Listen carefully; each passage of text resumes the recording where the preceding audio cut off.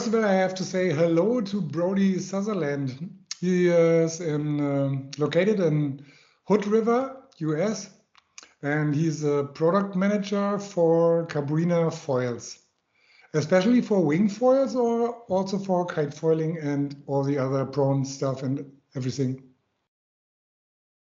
Yeah. Everything. I do all the hydrofoils and then all the hand wing design. Ah, okay. Yeah. What do you do? You do also the completely R&D for Mantis and yeah, I do the Mantis and the Vision and the Apex as well. Since when? Since how long have I been doing wings? Probably about 3 years now, 2 years. Pretty much since the X2. Everything since then has been me. It starts with the first double middle strut? That was our previous designer, so everything after that I've done. Everything after that, okay. Yeah. Although I guess I did the X3 too, which did have the double strut as well. But okay. It was a version of the X2, yeah. So, but we have the order from Cabrinha here in Europe to talk.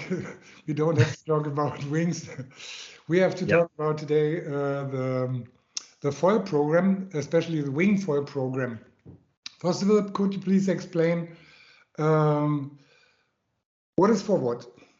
H series, H series MK2 and X series MK2.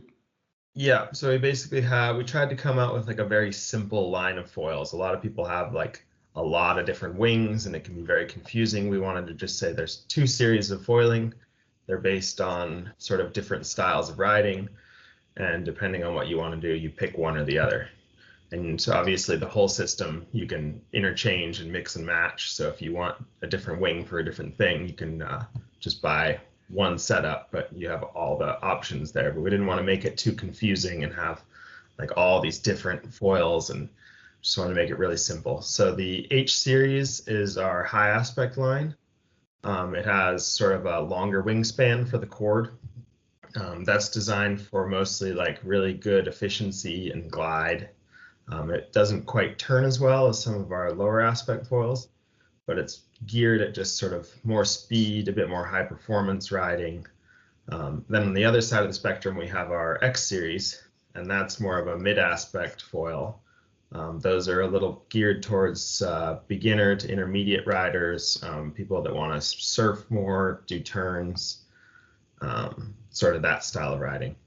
So we've got 2 systems, but they can all be interchanged and sort of pick your style of riding and what you like to do. Which one is better for freestyle? A lot of our freestyle guys are riding the small H series just because they want the speed into the jumps. But the smaller X series works as well for freestyle. The 700 and 960, we have guys doing freestyle on that as well. So it just sort of depends on your conditions. I think if you have really windy conditions, you're probably geared more towards the high aspect stuff. If you want to do more big air, things like that. Smaller sizes from the H series, they take. Most guys are on the 700, I believe. 700. Right now, you change you change with F1 the whole team. We did kind of, yeah. Right now on the website. On the topic there is KI, but a little bit later comes Tituan. Yeah. Did you work with these guys together on the program? Yeah, a little bit. I worked a lot with Kiahi over the last few years developing all the foils, but now I've been working with Tituan quite a bit. Both guys are super great riders, and they give really high quality feedback, so it's been helpful to work with both of them. Which one is better? I don't know if I can answer that. No, you can choose. Nobody. I don't want to talk to other people about this. You can give it to me only. I don't know. I really like both those guys. I'm bummed we lost Kiahi. It was great when we had both of them, but it's just how things go sometimes. When you take the H series, can you use the stabilizer and the stabilizer series as well? Or you have to take only the Fusion H series tail? Nope, the H series works with all our other tails. So we have 3 different fuselage lengths. Yeah. We've gone to a calling it a like composite construction in that. So it's an aluminum fuselage, but we've hollowed a lot of it out. So Okay. it's super lightweight, and then to keep it streamlined and fast and make sure there's no like visible bumps and stuff, we've made plastic inserts that cover all those holes. So if Yeah. you look at it, it looks like an aluminum fuselage, but it's only a few grams heavier than our carbon fuselage. Yeah. And then the added benefit of having those plastic inserts is everywhere that the aluminum touches carbon, you can get a little bit of galvanic corrosion. We put fiberglass in our wings to try and inhibit that, but having that plastic connection means there's no corrosion issues at all. Yeah. Okay. So kind of got two things in one by doing that. But it's almost the same performance from the Yeah. aluminum stabilizer. Yeah. The flex and the performance is almost identical. Yeah. You have right now the fusion carbon hollow mast. Why you use a hollow technique? Yeah, so we did a lot of work over the last couple of years with our new mast. We wanted to make a really stiff, strong, light mast, and sort of looked towards the biking industry. So in high performance carbon mountain bikes, they use a bladder molded construction. So you actually insert a bladder inside of the carbon layup, and then you inflate that to really high pressure inside the mold. So you're just pushing all that carbon as far to the outside as possible. And if you think of your airfoil shape, the further you can get the carbon to the outside edges, the stiffer it's going to be. So by doing that, we're able to have a really strong and light mast, and we can also sort of keep our costs down because we don't have to pack a bunch of extra carbon in there. We can just use what we need. Yeah. So we've been able to create a pretty strong and light mast at a relatively cheap price point, I would say. It's not the cheapest mast on the market, but it's not at the $1,200 and $1,400 mast like some of the other brands. So yeah, you have a tapering on the waterline about. Yeah, so we tapered the shape basically to reduce drag in the carbon mass. So as you foil higher, your cord gets shorter. This is partially because of the flex. If you look at the shape, you don't need the stiffness as much towards the middle. Yeah. So you can taper that, you can reduce your drag a little bit, and then we flare the base back out so that our aluminum mast can still fit and we don't need an adapter piece. If it was to just straight taper, then we'd have to make an extra piece at the bottom. Yeah. So now everything can switch between our carbon mass and our aluminum mass, and it gives kind of a nice look as well. Yeah, we did the H series MK2 2 days before, put it online, and we've think the tapering that gives a bit of flex. Yeah, it does. I mean, if it was it's not bad. It's not bad. If it was perfectly straight, it would probably be stiffer, but I really like that reduction in drag that you feel as you foil higher. Yeah. It's when you ride it, you can feel it. It's a little bit feels like that it's comfortable. Mm-hmm. It's not so super direct, but you can feel when you go on the roll, then it comes like, and then it goes. Yeah. That's only a small part, because when you take the aluminium mass, we change all the systems in between, and then it's like goes on 1 second to the side. Yeah, if you're looking for just maximum stiffness, I would say the aluminum mast is probably stiffer, but that comes with some weight. Yeah, that's the thing. But both systems are very light. Yeah, to say that's really nice. You have an extra screw square where you fix the fuse into the mast for the carbon mast, but you don't have it in the aluminum mast. It should be. It's on the aluminum mast as well. I'm not sure which one you tested, but the same on the website. Maybe you have a new one or something like that. Yeah, I believe we changed whatever mast we have now should have the hole in the side as well that accepts the side bolt. Okay. But it's so you can use that side bolt now.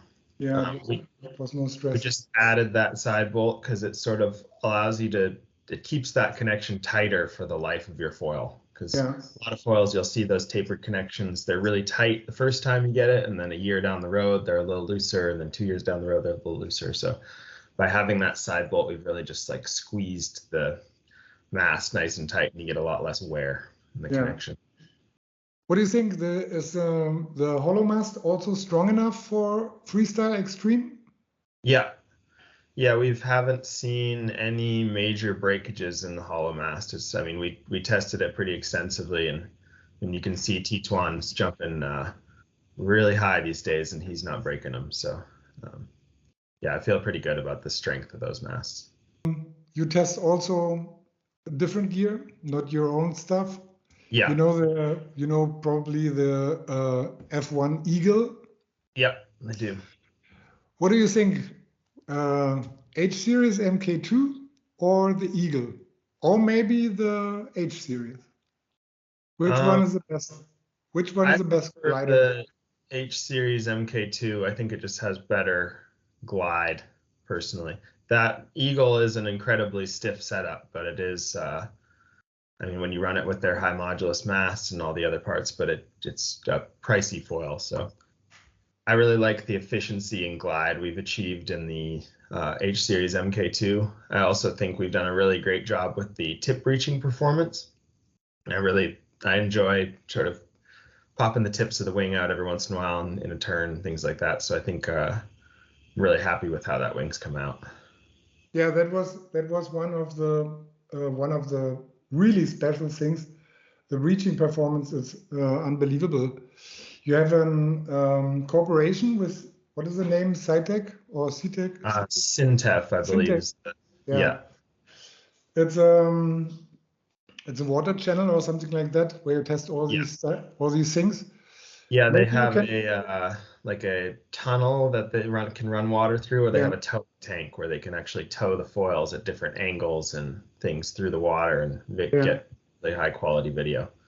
So we did that a few years back, and we're able to kind of learn a lot of things about the interaction between the surface of the water and the air and what happens in a turn and things like that. So maybe you can give us some secrets why it's so good. Yeah, so it's all about reducing the lift at the wingtip, right? So you've got your airfoil and you've got a high pressure on the bottom and a low pressure up top, and if the wingtip comes out, the high pressure wants to go around. So if you taper the airfoil and thin out the wingtip, so you're sort of minimizing your lift at the wingtip, that really helps suck less air down the bottom. Only the profile, or the thickness of the profile, or also the outline? The outline as well. Yeah. Outline as well. Yeah. It's pretty minor changes, but I mean the thickness I think is the biggest thing you can do. How long does it take to get the best result? We went through, how many samples did we do?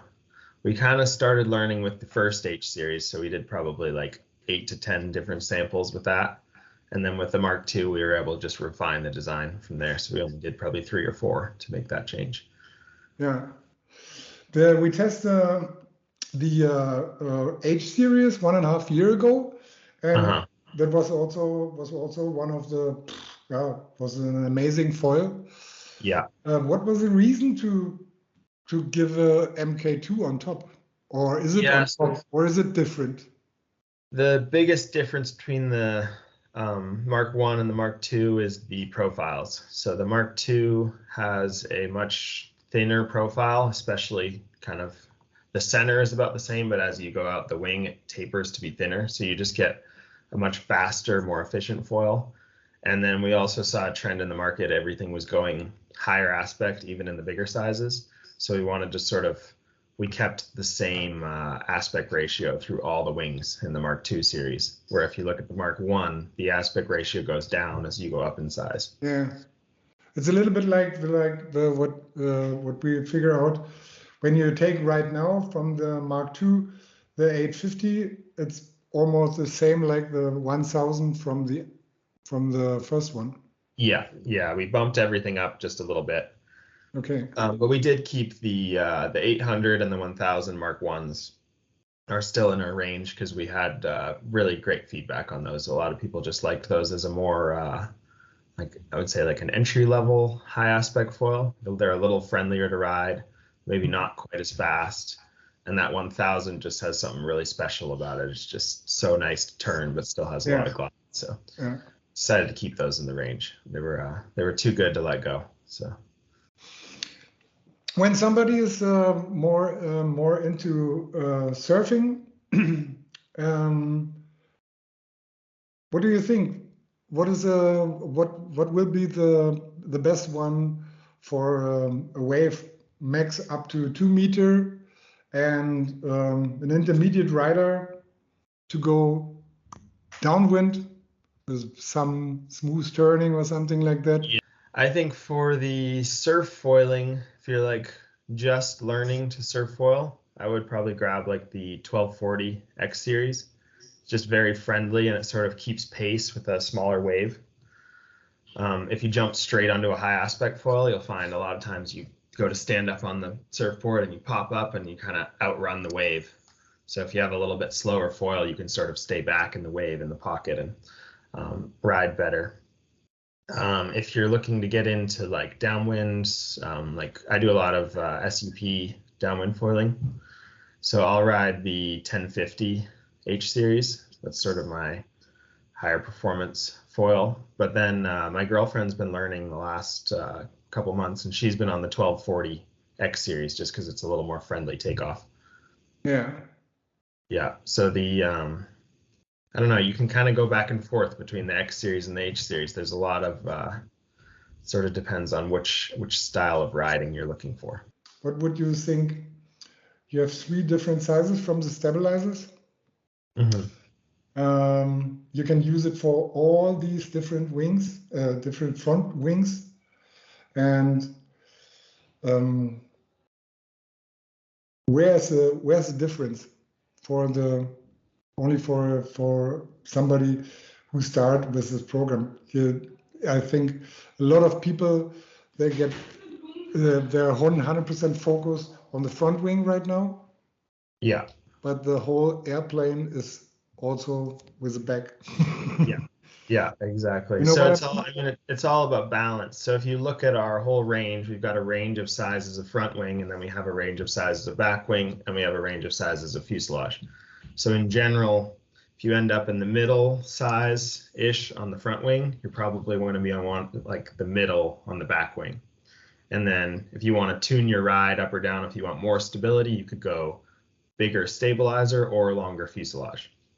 So what we're finding a lot of people are doing is they're taking, let's say you've got the 1240 X series, that's your front wing, and you run your medium length fuselage and that 230 tail. And then if somebody wants, maybe they're a beginner, they want to just buy one front wing, but they want that extra stability when they're learning, they could get the longer fuselage, which is a relatively cheap addition. And then you can get that extra stability. And then if you want more performance, you can shorten your fuselage, or you could go a smaller tail. Either way, the tail does produce more drag.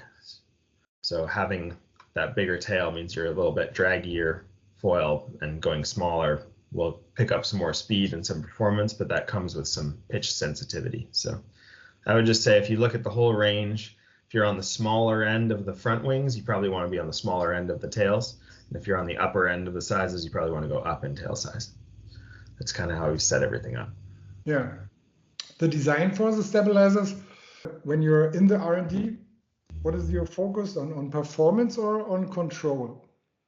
We usually try and find good control without adding too much drag. It's kind of the so you want a nice, stable, easy to ride foil. If you go too small, you tend to get a nose down effect. Yeah. So we want to find sort of what's the smallest you can go in area where you don't get that really aggressive nose down feel. And a lot of that's just tuning in angles and things. But we don't offer any shims with our foils. I think that just confuses a lot of people. And if you really want to shim the foil, the guys that you can figure out a way to do that. It's not particularly hard. Yeah. So I feel if I spend a lot of time testing and tuning so that the customer doesn't have to. They can just go and have fun and ride the foil. But when you test with in the last days with KI, did you also use the original stabilizers, or you take a different one? Yeah, with Kiahi, we'd ride the. Him and I actually for a while were riding the 180 tail with the shortest fuse. Just finding surf that gives just a super maneuverable feel. But then we're also making a change coming up here. The 180 H series tail, the one-piece one, will have a template to be able to cut that down to a smaller size. Okay. So that's actually the foil that I ride most of the time, just for you just get more performance that way. Yeah. But it comes with some sensitivity and a bit harder to ride. So what will be this always is the last question.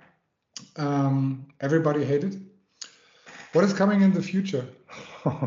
Yeah, I know this year is the future. But yeah, I mean, it's interesting with foils. I feel like it was sort of an exponential, like everything was changing so quick. And then I think in this last year, you've really seen things kind of, a lot of foils look closer to the same and there's less development going on. Most of the focus now is about stiffness. How can we make things stiffer and stronger? So we've been working a lot on a new high modulus mast that'll be even stiffer than the hollow mast.